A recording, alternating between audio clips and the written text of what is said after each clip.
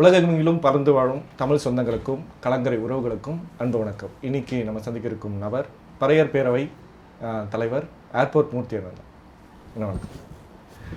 இப்போது சிவி சண்முகம் அவர்கள் வந்து ஒரு செய்தியாளர் சந்திப்பு கொடுத்துட்ருக்காரு. அதில் என்ன சொல்லப்படுதுன்னா, திமுக அதிமுக பேச்சுவார்த்தையில் வந்து விசிக அவர்களை முதல்வராக சொல்லி திமுக சொல்லியிருக்கிறதாவும், அதுக்கு வந்து எடப்பாடி ஒத்துக்கிறதுனால அந்த வந்து கூட்டணி வந்து ரத்து செய்யப்பட்டிருக்கு அப்படிங்கிற மாதிரி சொல்லியிருக்காங்க. அங்கே இவங்க என்ன சொல்கிறாங்கன்னா, இது எப்படி நீங்கள் பரமதியான திமுக வந்து நீங்கள் நாடுவீங்க அப்படிங்கிற அந்த காட்டத்தில் வந்து இவங்க வந்து கட்சி விட்டு விலகிறதா, தாவேக்காக்கு ஆதரவு அளிக்கிறதா சொல்கிறாங்க. இதை நீங்கள் எப்படி பார்க்குறீங்க? எடப்பாடியும் ஸ்டாலின் பேசினாங்களாமா? நேரடி அதான் பேசிக்கிறதா, அந்த தொடர்பில் இருக்கிறதா வந்து சொல்கிறாங்க. அது கட்சிக்கு வெளியே இருக்கிறவங்கள இது பேசுகிறது உண்மை. எப்பாடுபட்டாவது விஜய் வந்து ஆட்சிக்கு வந்துடக்கூடாது அப்படிங்கிற திமுக உறுதியாக இருந்தது.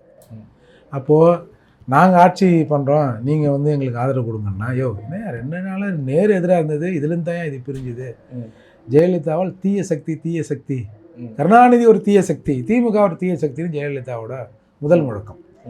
அப்போது நம்ம 2 பேரும் சேர்ந்தோம்னா இது எப்படி சரியாக இருக்கும் அப்படின்னு அங்கே ஒரு கருத்து நிலவுது. அப்போது பினாமி பேரில் ஒரு ஆட்சி நடத்தும்.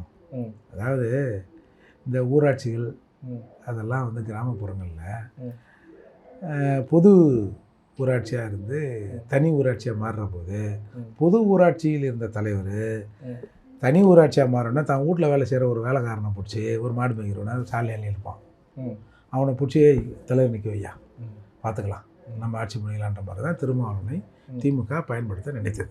இப்போ நீங்கள் உதயநிதி முதலமைச்சர் அமைச்சரவைகள்லாம் வந்து அதிமுகவில் இருக்கிற மாதிரி அதான் மெயின் போஸ்ட்டு நம்ம ஆளுக்கு ஒரு அடிமை இருந்தான்னா, நம்ம தானே ஆட்சியாக செக் புக் எத்தனோடா கைது போகிறேன்னு எப்படி நம்ம கிராமத்தில் சொல்கிறாங்களோ அந்த மாதிரி ஒரு திட்டத்தை திமுக முன்மொழிந்ததுன்னா, திமுகவை சார்ந்தவர்கள் முன்மொழிந்தது உண்மை. அதற்கு எடப்பாடி தரப்புலேருந்து ஒத்துக்கொள்ளாதது உண்மைதான். இந்த பேச்சுவார்த்தை உண்மைதான் இருக்கு, இது உண்மைதான். பட் நேரடியாக 2 பேரும் பேசிக்கல.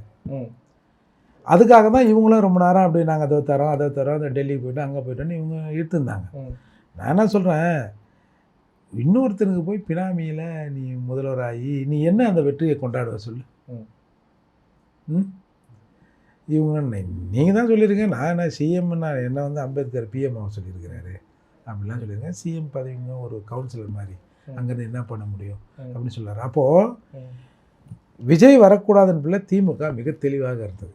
இதை ஸ்டார்ட் பண்ணது திமுக தான். அது முதல்ல வந்து அதிமுகலேருந்து கூறப்படல, இல்லை திமுகலேருந்து தான் இதை ஸ்டார்ட் பண்ணதான் எனக்கு வந்து தகவல். இது ஏற்கனவே ஒரு 4-5 நாள் தகவல் சார். இது இன்றைக்கு இவங்க வெளியே சொல்லியிருக்காங்க. இப்போ எடப்பாடியார் மீது ஒரு குற்றச்சாட்டை சொல்லணும்ல. இப்போ சரி, இப்போ நான் என்ன சொல்கிறேன், இப்போ கூட ஒன்றும் இல்லை, நீங்கள் 25 பேர் இருக்கிறீங்க, திமுக கிட்ட இருக்கு, எல்லாம் கொஞ்சம் சேர்ந்து ஒரு ட்ரை பண்ணி பாருங்களேன், ஒரு அறிக்கையாக விடுங்களேன். அவங்க எதிர்கட்சியாக இருக்காங்க, அவங்ககிட்ட ஏன் போனீங்க கிட்ட தானே இப்போ தாவேக்காக்கு இவங்க ஆதரவு அளிச்சிருக்கிறாங்க. காலங்காலமாக எதிர்கட்சியாக இருக்கிற திமுக கிட்ட நீங்கள் இந்த மாதிரியான ஆதரவு பேச்சுவார்த்தை நடத்துனீங்க அப்படிங்கிற காரணத்துக்காக தானே வெளியே. சார் அதுக்கு இவங்க யாரும் ஒத்துக்கல சார். அதிமுக எடப்பாடி ஒத்துக்கினாரா? ஒத்துக்கல. அப்போ சார் அது வந்து இன்டர்னல் பாலிடிக்ஸ். இதில் வந்து சும்மா ஒரு அதான் வந்து அமாவாசை மாதிரி, இது இந்த அமாவாசை நிற்கவிங்கன்னா அந்த அமாவாசையாக கொஞ்சம் தெளிஞ்சு முடிவெடுத்தான். நம்ம தலைவர் அதுக்கெல்லாம் ஒன்றும் இல்லை. அவர் என்ன ஏற்கனவே அவர் திமுக தானே. நீங்கள் ஏன் வந்து இதை ஒரு கம்யூனிஸ்ட் தலைவரை நிறுத்துவோம்? இப்போ 2 கம்யூனிஸ்டுகளிலும் இருக்கிற தலைமைகள் வந்து பட்டியல் சமூகம் தான். ஏன் அதில் நிற்க வைக்க வேண்டியது தானே? இப்போ ஒரு எஸ்சியை முதல்வர் ஆக்கணும் சார், ஏன் சண்முகத்தை ஆக்கி விட்டு போகிறது? ஏன் அதை நீங்கள் முன்மொழியில் திமுக? இப்போ என்ன இல்லைல்ல, விசிகாவுக்கு 10 எம்எல்ஏ இருக்கிறான்ப்பா, சண்முகிட்ட 2 பேர் தானேப்பா, அப்படியா? அப்போது அடிமைகளில் ரொம்ப மோசமான அடிமை நம்ம சொன்னோம்னா ஓகே அப்படின்னு சொல்கிறது யாருன்னு பார்த்து ஒரு முன்மொழிஞ்சாங்க. அந்த திட்டம் இங்கே வந்து பலிக்கலை தான். முதல்வர் வந்து எடப்பாடி பழனிசாமி அவங்க சொல்லியிருந்தா அவர் ஒத்துக்கிட்டு தானே இருப்பார் அந்த திட்டத்துக்கு, அந்த இதுக்கு நிபந்தனைக்கு. இல்லை, அவர் வந்து திமுக கூட நம்ம எப்படி நிற்கிறதுன்றது தான் அவங்க பிரச்சனை. இல்லை, தன்னை முதல்வர் ஆக்கலை, அதனால தான் வந்து இந்த இதுக்கு வந்து ஒத்துக்கலை அப்படின்னு சொல்லி தான் சிவி சண்முகம் அவர்கள். சார் எப்படி இருந்தாலும் அதிமுகவும் திமுகவும் சேர்ந்துருந்தா அதிமுக கரைஞ்சிடும் சார். அதுக்கப்புறம் என்ன இருக்குது? அப்புறம் நீங்கள் யாரை ஏற்று என்ன பண்ணுவீங்க? அது வாய்ப்பே இல்லை. ஜெயலலிதாவின் நோக்கம் வந்து திமுக, கருணாநிதி திமுக இவருக்கு எதிரான தான் கடைசி வரைக்கும் இருந்தது. இப்போ நீங்கள் ஒன்றும் இல்லை சார், நீங்கள் ஒரு திமுக தொண்டர்கிட்ட போயிட்டு ஏம்பா இப்போ கேளுங்க சார், திமுகவோட நோக்கம் என்னையா, இப்போ விஜய் ஆட்சிக்கு வர்றதுக்கு முன்னாடி வரைக்கும் கேளுங்களேன், திமுகவோட நோக்கம் என்னையா, இந்த 2 ஏழகத்தில் அப்படியே பிச்சு கடாச்சிருந்தாங்க அப்படிம்பா. அதிமுக போய் வா உங்களோட கட்சியோட நோக்கம் என்னப்பா, இந்த திருட்டு கருணாநிதி கும்பலுக்கு தெரியுமா, வாரிசு அரசியலுங்க, திரும்ப அவங்கள ஆட்சியில் விடக்கூடாதுங்க, உள்ளதான் சார் கொள்கை. இவங்க 2 பேருக்கு இதுதான் அரசியல். அப்போ இது 2ம் ஒன்றா செஞ்சுன்னா அப்புறம் என்ன தான் பேசுவாங்க? அதெல்லாம் அது நடைமுறையில் சாத்தியம் இல்லாதான். இதை காரணம் காட்டி சிவி சண்முகம் செய்கிற அரசியல் எப்படி இருக்குன்னு பார்க்குறீங்க? இல்லை நீங்களே சொல்லிட்டீங்க இது ஒரு அரசியல்னு. வந்து எடப்பாடியாரை விட்டு விலகுறோம், அதிமுக ஏன் பிளவுங்கிறதுக்கு ஒரு காரணம் வேணும். அதுக்காக இதை நாங்கள் ஒரு காரணமாக பயன்படுத்திக்கிறோம் தாவைக்கால போகிறதுக்காக. ஏற்கனவே விடுதலை சிறுத்தைகளுக்கும் அந்த பகுதியில் விழுப்புரம் பகுதியில் என்ன பிரச்சனைன்னு உங்களுக்கு தெரியும். அதெல்லாம் அரசியலுக்காக இதை பயன்படுத்துகிறாங்க. இப்போ பாருங்கள் உடனே பாருங்கள் விசிகாவில் தான் எங்கள் தலைவர் முதல்வர் ஆயிரும். ஆமாம் 30-40 சீட் வச்சுருந்தீங்க, உங்களை வந்து ரிஜெக்ட் பண்ணிட்டாங்க. சும்மா இதெல்லாம் இந்த இவங்களை உசுப்பேற்றி 4 பேர் வாட்ஸ்அப்பில் ஃபேஸ்புக்கில் எங்கள் தலைவர் முதல்வர் ஆகிறதுக்கு கெடுத்துட்டீங்க. அதனால தான் வந்து அனுமதி கொடுக்கறதுக்கு, அந்த ஆதரவு கொடுக்கறதுக்கு வந்து விசிகா தலைவர்கள் வந்து நேரம் கடத்தினாரோ. சரி ஒரு ஆசிலேஷன் தானே சார், சரி ஏதாவது நினச்சிட்டா என்னைக்காவது ஒரு நாளைக்கு நான் அந்த கொண்டா வச்ச வண்டியில் போகணுன்னு பார்க்குறேன். ஏற்கனவே 2-3 தடவை கேஸ் வாங்கியிருக்காருல சைரன் வச்ச வண்டியில் போய். உண்மையிலே ஒரு நீங்கள் அந்த கான்வேயெல்லாம் பார்த்தீங்கன்னா அது மாதிரி நீங்கள் போய் முதலமைச்சர் ரூமை பாருங்களேன், அவ்வளோ சொகுசாக தான் இருக்கும். அது பணிகள் சுமை நிறைந்ததாக இருந்தாலும் அதில் ஒரு சுகம் இருக்குதானே செய்யும். இது எந்த காலத்தில் நிறைவேறன்றீங்க? இப்போ ஒரு கூட்டணிக்கு திமுக அது திரும்ப அவர்கள் தலைமை ஏற்று அந்த கூட்டணி ஜெயிச்சு இதெல்லாம் நடக்கிறதா சார்? அப்படி இவர்களுக்கு உண்மையிலேயே ஒரு பட்டியல் சமூகத்திலிருந்து ஒருத்தனை முதல்வராக்கணும்னு இருந்தால் திமுக ஒரு 4 ஆளுமைகளை காட்டுங்க, இந்த சமூகத்திலேருந்து அதிமுகவில் காட்டுங்க பார்ப்போம். வேறு சார் இவங்க தேர்தல்லேருந்து எல்லாமே இவங்க சார் அதிமுகவிலேருந்து இருக்கிற எஸ்சி மக்களுக்கு ஆதிராவிட நலக்குன்னு ஒன்று தனியாக வச்சு ஒரு பிரிவை வச்சு அதுக்கு போஸ்டிங் போடுறான். கன்சிராம சொல்லுவார், ஏய் சொந்த வீடு பிஎஸ்பி இருக்குடா, எதுக்குடா இன்னொருத்தன் வீட்டில் போய் மாட்டுத் தொழுவத்தில் இருக்கிறீங்க அப்படின்னு. அப்போ மாட்டுத் தொழுவம் தானே அது. சாதியை ஒழிக்க வச்ச கட்சி திமுக, எல்லாரும் சமம், இது பெரியாரோட இது அதுன்றீங்கல்ல. அப்போ ஏன் எனக்கு மட்டும் தனியாக ஒரு விங்கு சொல்லுங்கள்? அப்போ உங்களுக்கு அந்த நோக்கம் இருந்திருக்குமா? உண்மையில் நீங்கள் திருமாவளவனை முதலமைச்சர் ஆக்க வேண்டும் என்ற அந்த அது பட்டியல் சமூகத்தில் இருக்கிற ஒருத்தனை தமிழ்நாட்டின் முதல்வராக்கணும் இருந்திருக்குமா? அப்படின்னு தான் நீங்கள் போன தடவை ஏன் இவ்வளோ கொடுமை பண்ணுறீங்களா? அதெல்லாம் இல்லை. இதெல்லாம் ஒரு அரசியலுக்காக இவர்கள் பயன்படுத்த பார்த்தார்கள். அவ்வளோ. இப்போ ஒரு எஸ்சி முதல்வர் ஆகிறது தலபாலாக அடித்தோம் திமுக ஆட்சியில். ஒரே ஒரு ஆள் தான், உங்கள் ஆளுங்க 7 பேர் 8 பேர் 9 பேர் 10 பேர்னு ஒரு கணக்கை சொன்னாங்க தமிழர் அல்லாதவர்கள். எங்களுக்கு என்ன ஒன்று தான் கொடுத்துருக்கீங்கன்னு பிறகு இன்னொன்று கொடுத்தாங்கன்னு வச்சிங்களேன் அமைச்சர் பதவி. அப்போலாம் அவங்க காதில் உழாத்தி இப்போ விழுந்துதா? அப்போ ஆட்சி அதிகாரம் இல்லை, ஒரு துறை முதலமைச்சராக கொடுத்துருக்க வேண்டியதானே? ஒரு சரிப்பா ஒரு திமுகவிலேருந்து சாரி விசிக பேர் திமுகனே வருது, விசிகாவிலேருந்து அதை போல் திமுக போல் இருக்கிற விசிகாவிலேருந்து ஒரு ஆள் நாங்கள் துணை முதல்வராக்கி தமிழ்நாட்டுக்கு இந்தியாவுக்கே ஒரு முன்னுதாரணத்தை ஏற்படுத்தணும்னு காட்டிருக்க வேண்டியது தானே? அதால் இதெல்லாம் அரசியல் தான் சார். இதில் வந்து அதிமுக இந்த மாதிரியான நடவடிக்கைகளில் ரொம்ப பின்னாடி அடைக்குதுன்னு நினைக்கிறேன். இல்லை அதிமுக வந்து திமுக போனாலும் வந்து மொத்தமாக சரி இல்லை, இது இந்த மாதிரியான பிளவு பரவாயில்ல சரி பண்ணுது. இயல்பாக இதெல்லாம் கேட்பான் சார். திமுக ஆக்கிச்சுது, ஏற்கனவே எங்களை என்ன பண்ணியிருந்தீங்க எங்களுக்கு தெரியாதா, இப்போ உங்களுக்கு திடீர்னு எங்கள் மேலே கரிசனமா அப்படின்னு இது இயல்பாக இந்த கேள்வி வரதான் செய்யும். அதால் இது ஒன்றும் பெரிய பாதிப்பு, சும்மா ஒரு 4 நாளைக்கு பேசுவாங்க சார். அதுக்கப்புறம் இதெல்லாம் வந்து சார் நீங்கள் கட்சிகள் வந்து இந்த தேர்தல் அறிக்கை வெளியிடுறாங்களே அப்பயே பேசிப்பாங்களா சார்? இல்லை தொடர் சரிவுதானே இது. அதிமுக வந்து ஜெயிச்சது வந்து 47 எம்எல்ஏக்கெல்லாம் இப்போ 25 எம்எல்ஏக்கள், மீதி எம்எல்ஏ குறைவாக இருக்கிறாங்க. அதான் குதிரை பேரம் நடக்க தான் செய்யும். அதுக்கு என்ன பண்ணுறது? இன்னும் மேலும் அடுத்த அரசியலில் இது சரியறதுக்கு வாய்ப்பு இருக்கா, இல்லை மீண்டும் வந்து அதிமுக வந்து வளர வாய்ப்பு இருக்கா? இல்லை திரும்பவும் மீண்டும் எழணும் சார். அதிமுக ஒரு எதிர்கட்சிகளாக சில பேர் இருக்குந்தா தான் சார் நல்லது. இவங்களாம் நம்ப முடியாது சார். போன தடவை 5 தடவை ஆட்சி பண்ணவங்க ஏகப்பட்ட விஷயம் பண்ணியிருக்காங்க. அதனால் இவங்க எதிர்கட்சியாக வந்து ஸ்டெப்பனாக இருப்பாங்கலாம் நம்ம நினைக்க முடியாது. ஒரு 4 பேர் வந்து இந்த அரசை கண்டிக்கிற சில தவறுகள் செய்தால் அதை வந்து பேசுகிற நபர்கள் இருக்கணும்.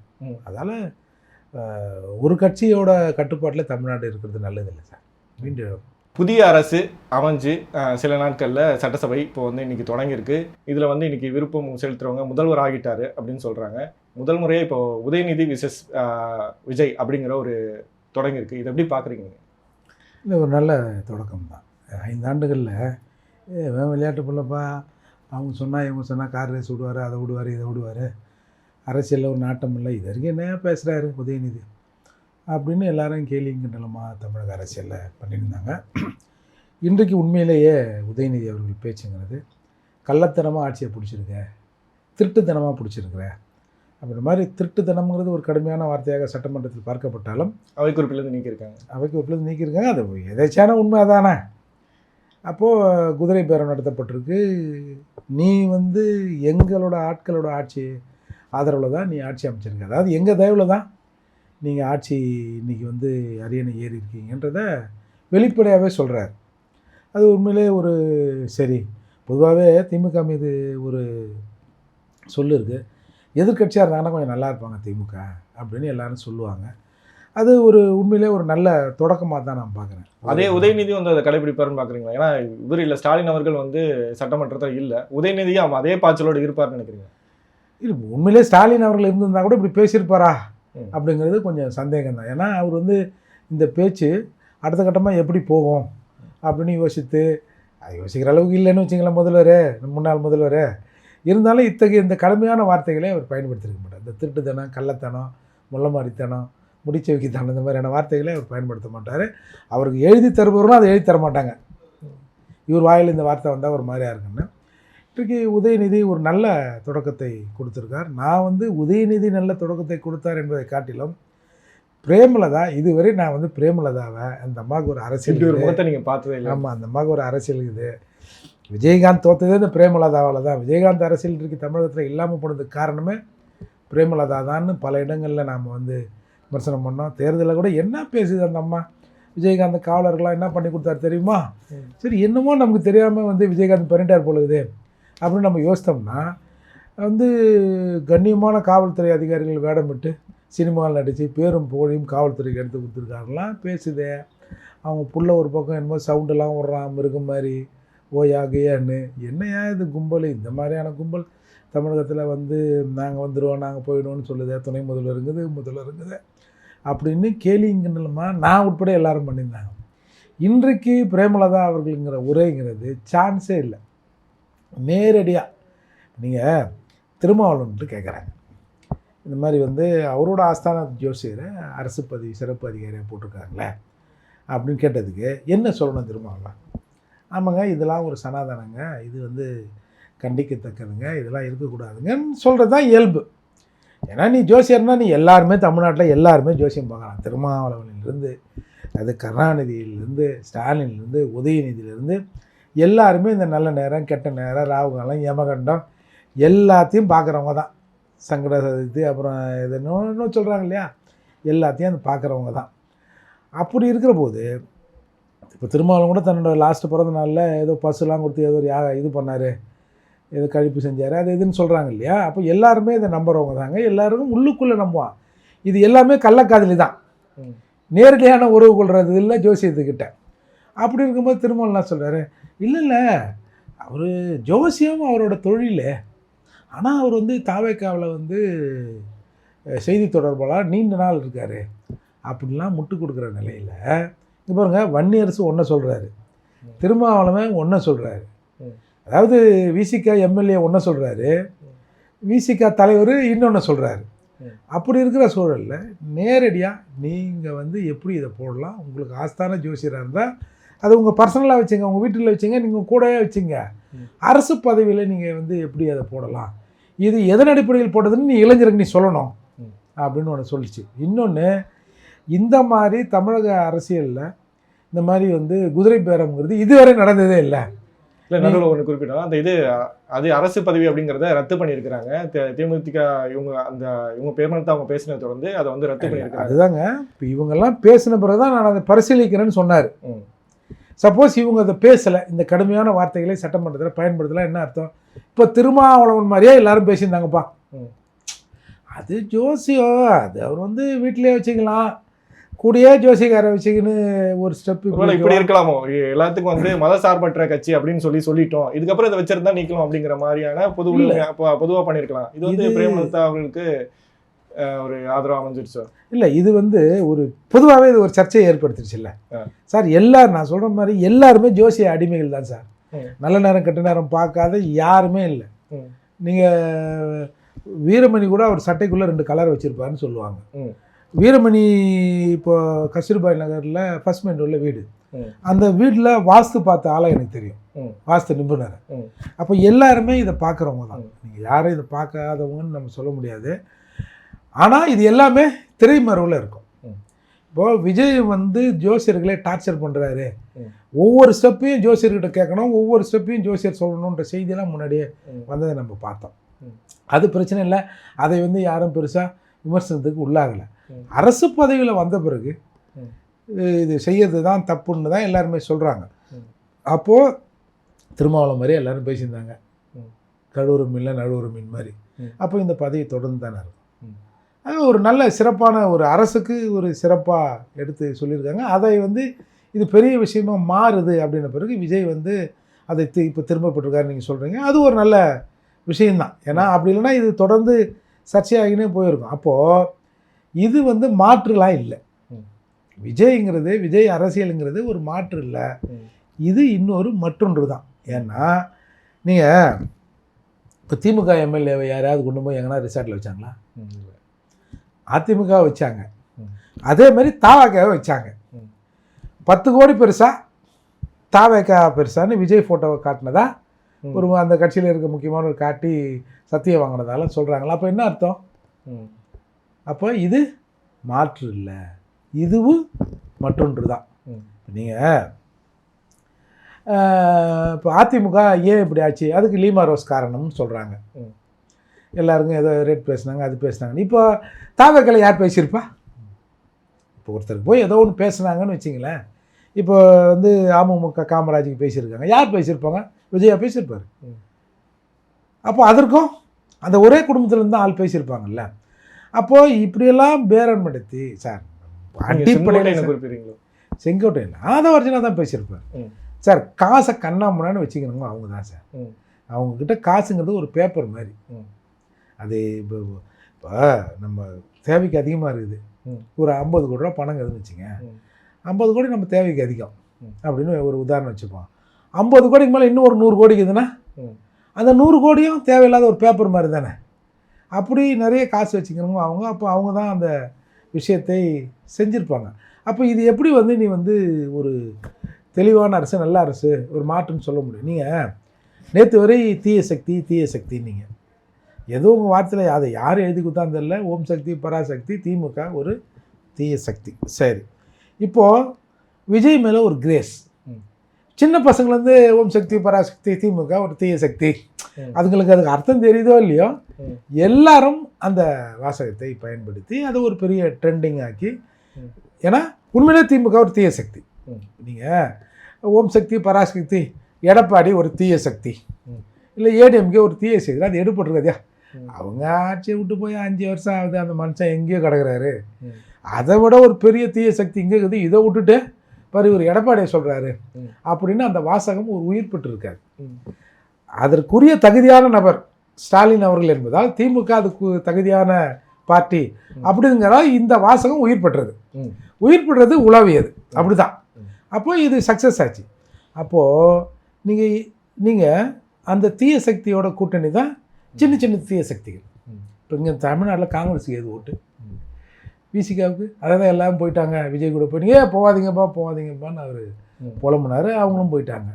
அப்போது கம்யூனிஸ்ட்டுகள் இன்றைக்கு வந்து ஓட்டுக்கு காசு கொடுக்க வேண்டிய நிலையில் ஆகிட்டானா என்ன அர்த்தம்? கம்யூனிஸ்ட் கட்சிகள் மீது மக்களுக்கு இருந்த நம்பிக்கை போச்சு. அவர் சில நிபந்தனை வச்சுருக்காங்க, நாங்கள் வந்து திமுக தான் இருக்கோம், ஆனால் ஆதரவு ஆளுநர் ஆட்சி வரக்கூடாது அப்படிங்கிறதுக்காக தானே இதுக்கு ஆதரவு கொடுக்குறாரு சொல்லியிருக்கிறேன். நீ என்ன வேணாலும் சொல்லு சார். அதாவது நீதிமன்றம் டைவர்ஸ் வழங்கிடுச்சு. உச்ச நீதிமன்றத்துக்கே போய் நாங்கள் வந்து டைவர்ஸை கன்ஃபார்ம் பண்ணிட்டோம். ஆனால் எங்களுக்குள்ள உறவு தொடருதுங்கிறது எப்படி சரியாக இருக்கும் சொல்லுங்கள் பார்ப்போம். இவங்க இதில் இருப்பாங்களா, ஆனால் ஆட்சி அமைக்க ஆதரவு தருவாங்களா? ஏன் விட்டு போ, ஜனாதிபதி ஆட்சி வரட்டும், இன்னும் குடிமொழி விட போதா, உங்கள் ஆட்சியை விட மோசமாக வந்துட போதா, அடுத்து ஒரு 6 மாதம் திருப்பி நீ வந்து மக்கள்கிட்ட அப்பீல் வா, வெற்றி பெறட்டும். இல்லை விஜய் செய்தி சரி அப்படின்னா 2வது தடவை பெரும்பான்மையான ஓட்டை ஜனங்க போட்டோம். என்ன இப்போ 6 மாதத்தில் குடிமொழி போகுது? இப்போ நீங்கள் இந்த வந்த ஆட்சிக்கு வந்தவொடனே ஒரு 5 லட்சம் கோடி கடன் ஆகிதுப்பா, ஒரு 1 இயரில் இந்த கடனை விஜய் அவர்கள் குறைச்சிருவார், ஏதாவது சொல்லு. ஒன்றும் இல்லைல்ல, இப்படி தானே ஆகுது. பேருந்து போக்குவரத்து துறையில் ஒரு நாளைக்கு 20 கோடி ரூபாய் லாஸ். இப்போ ஒரு உதாரணத்துக்கு இன்றைக்கி வந்து ஒரு 52,000 கோடி கடன்னா ஒரு 6 மாதத்தில் 52,600 கோடி ஒரு மாதத்தில். அப்போது ஒரு மாதத்திற்கு 600 கோடி ரூபாய் கடன் டாப் அப் ஆகினே போகுது. இவங்க வரும்போது 32,000 இருந்த கடன் இப்போது 52 மாறி இருக்குன்னு வச்சிங்களேன். அப்போது இது எல்லாம் இப்படி டாப் அப் ஆகினே போகுது இல்லை. இப்போ விஜய் வந்த உடனே அவர் வந்து கடன் குறையுதுப்பா அப்படின்னு ஆகுமா? ஆண்கள் பெண்கள் இலவசமாக சிட்டி பஸ்ஸுக்குள்ளே போகிறதுக்கே 20,000 கோடி ரூபாய் டாப் அப் ஆகுதுன்னா எல்லா ஊருக்கும் போகலான்னு ஒரு அறிவிப்பை அவர் அறிவிச்சிட்டாருன்னு வச்சுங்க. அந்த 20 அப்படியே 40 மாறுறதுக்கான வாய்ப்பு இருக்குது. அப்போ இன்னும் பஸ்ஸெல்லாம் எதில் ஓடுது? இப்போ இன்னொரு குழப்பம் இருக்குன்னா, வெள்ளை அறிக்கை வெளியிட போகிறேன்னு சொல்கிறார். இப்போ கஜானா காலியாக இருக்குது அப்படின்ற திட்டங்கள்லாம் வந்து நான் வந்து கொஞ்சம் தாமதமாக செய்கிறேன் அப்படின்னு சொன்னாருன்னா அது வேறு மாதிரில இருக்கும். அந்த திட்டங்கள் வெள்ளை அறிக்கை வெளியிட்டால் அதோட முடிவுகள் எப்படி இருக்குன்னு நினைக்கிறீங்க? ஒன்றும் கவர்னர் ஆட்சி வந்தால் ஒன்றும் நடந்திருக்க போகிறது இல்லை. ஒன்று அடுத்து வந்து மெஜாரிட்டியாக வந்திருப்பாரு, இல்லை எப்பா ஒன்றும் கதாவாது போல இருக்குப்பா அப்படின்னு வேற ஒரு மாற்றம் கூட வந்திருக்கலான்னு வச்சுங்களேன். அதை இவங்க அலோவ் பண்ணல. இவங்களுக்கு எப்படியாவது இவங்களை ஒட்டின்னு போகணும் சார். இவங்க திமுக நீ போன்னு சொல்கிறவங்களா கூட இவங்க போயிருப்பாங்க சார். கம்யூனிஸ்டுகள் இன்றைக்கு இப்போ விஜயோட அமைச்சரவையில் அமைச்சர் வாங்கினது பிறகு தனிப்பட்ட முறையில் ஏதோ ஒன்று செட்டில் ஆகிருக்கு அப்படின்னு எல்லாரும் சொல்கிறாங்கல்ல. அப்போ கம்யூனிஸ்ட் கட்சி தலைவர்களை அதை சரி பண்ணி விடுங்க, அப்புறம் பார்த்துக்கலாங்க, ஆட்சி அதிகாரத்தில் பங்கு நிலைமைக்கு வந்துட்டு பிறகு விசிகா என்ன நடந்திருக்கும்? விசிகா ஒரு தேமுதிக மாதிரி தான். என்ன விஷயங்கள் எவ்வளவு அப்படிங்கிற நிலைக்கு விசிகாவும் இன்றைக்கி வந்துட்டாங்க. அந்த தலைவர் அந்த படத்தெல்லாம் என்ன பண்ண போகிறாருன்னு தெரில, அப்படி வச்சுருக்குறாங்க. அப்போது தீய சக்தின்னு சொன்ன இவங்க ஓட்டில் தான் ஆட்சி நடக்குது. அவங்க பெரிய தீய சக்தினா இவங்க சின்ன தீய சக்தி. இப்போ வந்து நீங்கள் தான் தவறு செய்யணும் இல்லை, தவறு செய்வன் கூட இருந்தாலும் அவன் வந்து தவறு செய்தவனாக தான் கருதப்படுவான்ற மாதிரி ஒரே ஒரு வார்த்தையை சொன்னார். அதுக்கு எத்தனை இஸ்லாமிய அப்பல் குச்சிது, எப்படி எங்களை அந்த வார்த்தையை பயன்படுத்தலாம்னு சொன்னாங்க. அப்போது ஒரு விஷயம் நடக்குது, அது தவறான விஷயம். அந்த தவறான விஷயத்தை கண்டிக்காமல் நீங்கள் அவங்க கூட இருக்கிறதால உங்களை அந்த வார்த்தையை பயன்படுத்தி அவர் சொன்னார். முழுக்க 5 ஆண்டுகள் தீய சக்தியாக இருந்தவங்க, தீய சக்தி கூடயே வந்து உறுதுணையாக இருந்தவங்க எப்படி நல்ல சக்தியாக இருக்க முடியும்? இப்போ வாஜ்பாயை சொன்னாங்கல்ல, இல்லை ரைட் பர்சன் இன் ராங் பார்ட்டினாங்கல்ல. எப்படி சார் ரைட் பர்சன் போய் ராங் பார்ட்டியில் இருப்பார்? ராங் பர்சன் தான் ராங் பார்ட்டியில் இருக்க முடியும். போய் பார்த்தோன்னே ஐயோ அப்பா இது நமக்கு செட் ஆகுதுப்பா, ஒரு வீட்டுக்கு வா சார், இப்படி சொல்லுவோம் சார், பச்சையாக பேசுவோம் சார். ஒரு 10 அடுக்கு வீடுங்க சார், ஒரு அப்பார்ட்மெண்ட் சார், கீழே 4 அடுக்கில் விபச்சாரம் நடக்குது. ஒரு ஃபேமிலி 5வது மாடிக்கு வாடகை போயிட்டான். இருப்பானாங்க? எப்படி இருக்க முடியும் அவனால்? ஐயோ என்னப்பா கீழே சார், நான் முதல்ல வீடை காலி பண்ணுங்க அப்படி தானே வரும். அப்போது இது இந்த உதாரணமே தப்பு இல்லை. அதுக்கு வாஜ்பாய் ஒன்று சொன்னார், நல்ல மரத்து நல்ல பழங்கள் தான் காய்க்கும் அப்படின்னு. அதுக்கு வாஜ்பாய் திருப்பி பதில் சொன்னார். அதை யாரும் இவனுக்கு எடுத்துக்கல. அப்போது 5 வருடம் தீய சக்தியோடு இருந்தவங்களை வைத்து ஒரு ஆட்சியை நீங்கள் ரன் பண்ணுறீங்க. அது மட்டும் இல்லாமல் நீங்கள் ஆட்சி அதிகாரத்துக்கு வந்து எல்லாரும் அதை அனுபவத்திற்கு முன்னாலே இதை நீ எல்லாம் அனுபவிக்கலான்னு சில விஷயங்களே உடைக்கிறீங்க. சில திமுக நம்ம இந்த ஆட்சியை வந்து நம்ம கைக்குள்ள வச்சுக்கலாம் அப்படின்னு நினைச்சு கூட இவங்களால அமைச்சிருக்கலாம்ல, கூட்டணிக்கோ இல்லை ஆதரவு தெரிவிக்கிறது வேற என்ன இருக்கும், அப்படி அமைச்சிருக்கலாம்ல. இப்போ வந்து அது முடியாத நேரத்தில் இவளோட எதிர்ப்பு தெரியும். சார் நீ நல்ல சக்தியாக இருந்தால் நீ வந்து நல்லா இரு சார், ஒன்றும் பிரச்சனை இல்லை. இப்போ வந்து இவங்கெல்லாம் கல்லாப்பட்டி கூட்டணின்னு தானே சொன்னார். கல்லாப்பட்டினா என்ன அர்த்தம்? காசை வாங்கி கல்லாவில் போட்டுக்கின்னு, காசை வாங்கி கட்சியில் வச்சுக்கின்னு, இல்லை காசை வாங்கி தலைவர்கள் வச்சுக்கின்னு இவங்க ஜால்ரா போடுறாங்கன்னு தானே சொன்னார் இல்லை, நம்ம சொல்லலை அந்த வார்த்தையை. அந்த வார்த்தையை விஜய் தான் சொன்னார். இப்போ இவங்களை கூப்பிட்டு வச்சுன்னா எப்படி? என்ன செந்தில் பாலாஜி வந்து அதிமுகவில் இருந்தபோது கொள்ளைக்காரன் மோசமானவன், திமுகவுக்கு வந்தபோது வாஷிங் மிஷினில் போட்டு நாங்கள் வெளுத்து எடுத்து தூய்மையராக ஆகிட்டோம் அப்படின்ற மாதிரிலாம் இன்றைக்கி இருக்குது. அப்போது இது முழுக்க முழுக்க இவரும் தன் ஆட்சியை தக்க வைத்துக் கொள்வதற்கு எப்படியோ எதாச்சியாக கிடச்சிது சார். எல்லாரும் நம்புகிறான் சார். நீங்கள் இந்த வாட்ஸ்அப் குரூப்புகளை வைத்து இளைஞர்கள் இவ்வளவு சார், அதாவது ஒரு நடிகர் ஆதரவு கொடுங்க, ஒன்றும் பிரச்சனை இல்லை, நடிகை தான். இப்போ நம்மலாம் வந்து பாரம்பரியமிக்க தமிழ் நம்மளாம் குஷ்புக்கு கோயில் கட்டினவங்கள சார். இப்போ இன்னும் கொஞ்சம் ஸ்பான்சர் பண்ணியிருந்தாங்கன்னு வச்சுக்கோங்க, குஷ்பு டிஸ்ட்ரிக்ட் ஒரு கோயில் கட்டிருப்போம்.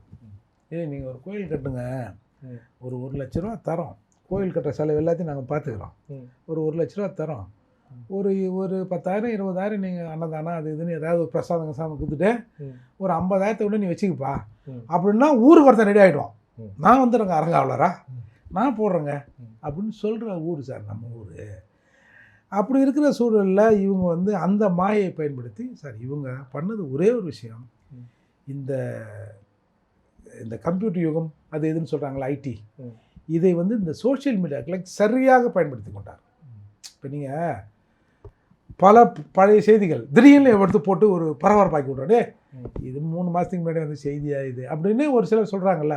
ஆனால் அதை புதுசாக பார்க்கணும், என்ன அப்படி நடக்குது, இது உண்மையா, ஆனால் இவன் ஒரு 4 பேருக்கு அதில் என்ன ஏதுலாம் இல்லை, உடனே அதை ஃபார்வர்ட் பண்ணி விடுறது. இல்லைன்னா நீங்கள் சொன்ன கேட்டீங்களா வெள்ளை அறிக்கை, என்ன வெள்ளை அறிக்கைன்னா என்ன இது? இப்போ ஜெயலலிதா 2001 வெள்ளை அறிக்கை வெளியிட்டார். இப்போ 2021 திமுக வந்தவுடனே வெள்ளை அறிக்கையை வெளியிட்டுது. வெள்ளை அறிக்கை வெளியிட்டு அப்புறம் என்ன பிடுங்கினாங்க இவங்க?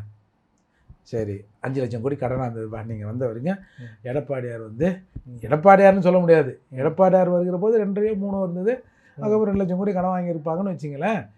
சரி, இதுவரை ஆண்டு கொண்டிருந்த தமிழகத்தில் ஆட்சி செய்தவங்கெல்லாம் 5 லட்சம் கோடி கடன் வாங்கியிருந்தாங்க. நீ வெள்ளை அறிக்கை கொடுத்த இன்னென்ன விஷயங்களில் வந்து அரசாங்கத்துக்கு இழப்பு ஏற்பட்டு 5 லட்சம் கோடி கடன் வந்தது, நாங்கள் இதை அலோவ் பண்ண மாட்டோம், இதை நாங்கள் சரி பண்ணுறோம் பாரு அப்படின்னு நீ சரி பண்ணியா வெள்ளை அறிக்கை கேட்டி? வெள்ளை அறிக்கைன்றது எதுக்குன்னா, பிடிஆர் சொன்னார்ல, ஏங்க அந்த பழைய பென்ஷன் திட்டத்தை வந்து பண்ண போகிறீங்களா, நம்ம எப்போங்கன்னா எப்போ யார் சொன்னா, கால அவகாசம் நான் சொல்லியே அப்படின்னு சொன்னார்ல, அதற்கு தான் இது பயன்படும். இப்போ என்ன சொல்லுவாங்க பாருங்கள், 10 லட்சம் கோடி கடன் இருக்குதுங்க, உங்களுக்கு தெரியாமல் உங்கள் மேலே வந்து போன அரசாங்கம்லாம் கடன் வாங்கிடுச்சு, நான் இப்போ வட்டி கட்டவே திணறேன். வட்டி கட்டு, அதாவது ஒரு பழமொழிக்கு தெரியுமா, ஒரு கட்டத்துக்கு மேலே ஒட்டியானத்தை வச்சானா வட்டிக்கே சரியாக போச்சான். அப்போ அந்த அசல் வாங்கின கடன் அப்படி தானே இருக்கும். அந்த மாதிரி தான் இன்றைக்கி வந்து தமிழ்நாட்டு நிலைமை. இப்போ இதை வச்சு என்ன சொல்லுவாங்க, ஒரு படத்தில் வந்து வடிவேல் சொன்னால இன்னும் கேள்டான்னு சொல்லிட்டு உங்கள் அம்மா ஆஸ்பத்திரியில் அட்மிட் ஆகிதுன்னு ஒருத்தன் வந்து கேட்பான், இன்னும் கேள்டான்ட்டு இவ்வளோ கேட்குற உனக்கு என்னால் ஒன்றுமே செய்ய முடியலன்னால. அந்த மாதிரி எனக்கு எண்ணம் இருக்குது, தமிழ்நாடு முழுக்க இல்லை, இந்தியா முழுக்க நீங்கள் ஏதாவது ஒரு பஸ்ஸில் ஏறினீங்கன்னா ஒரு ஆதார் கார்டை காமிச்சிங்கன்னா, தமிழ்நாடு ஆதார் கார்டை காமிச்சிங்கன்னா, இந்தியா முழுக்க பஸ்ஸில் ஃப்ரீயாக விட்டுட்டு அப்புறம் நாங்கள் அரசாங்கம் பணம் கொடுத்துக்கோம் அப்படின்னு சொல்கிறதுக்கு எனக்கு ஆசை இருக்குது. ஆனால் என்னால் முடியலையே, இந்த நிலைமை இப்படி இருக்குதே அப்படின்னு விஜய் அவர்கள் சொல்லுவதற்கு, தமிழ்நாடு சிஎம் சொல்லுவதற்கு தான் இந்த வெள்ளை அறிக்கை. இது போன்ற அரசியலை வந்து விஜய் அவர்களுக்கு சொல்லிக் கொடுக்குறது யாருன்னு நினைக்கிறீங்க? ஒன்று ஆதவ் அர்ஜுனா, இல்லை செங்கோட்டையன் அவர்கள், இல்லை இப்போ காங்கிரஸ் கூட்டணியில் இருக்காங்க, இது போன்ற அரசியலை சொல்லிக் கொடுக்குறது யாராக இருக்குன்னு நினைக்கிறீங்க? இல்லை, இவங்க கிட்டலாம் ஐடியா கேட்டிருந்தாருன்னா விஜய் இப்படி வந்திருக்க மாட்டாது. இதுக்குன்னு அவங்க ப்ரொஃபஷனலாக ஆளுங்களை வச்சுருக்காங்க. சரி, அப்படி இருந்தால் தான் காங்கிரஸ் சொல்லிக் கொடுக்குற மாதிரி தான் அது வந்துருக்குமே. இல்லை, இப்போ கூட்டணி போனதுக்கப்புறம் இல்லை, அந்த அவங்களுக்கு அந்த சீட்டு தேவைப்பட்டது, அதுக்காக அவர் வந்து அதை பயன்படுத்தி கொண்டார்.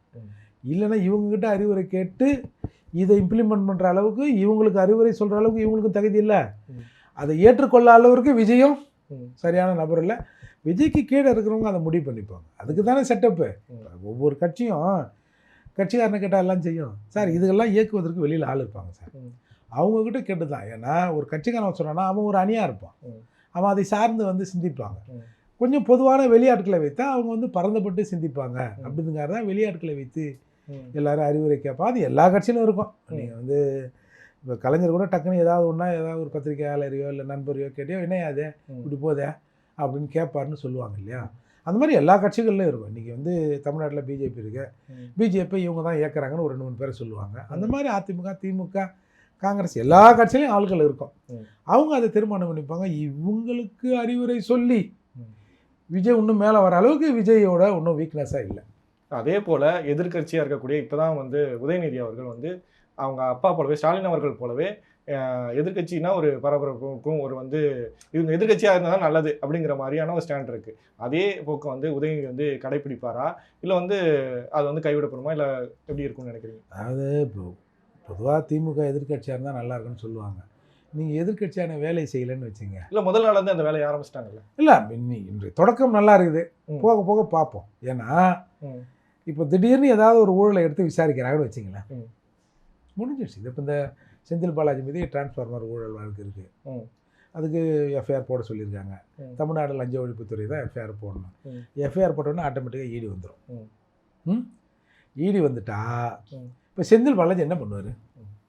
இல்லைங்க மொத்த காசையும் நான் தாங்க வாங்கினேன், நான் தாங்க வச்சுக்கிறேன், அந்த வச்சுக்கிறேன் பாருங்கள் இப்போ எடுத்துங்க நான் சொல்லுவார். அதே மாதிரி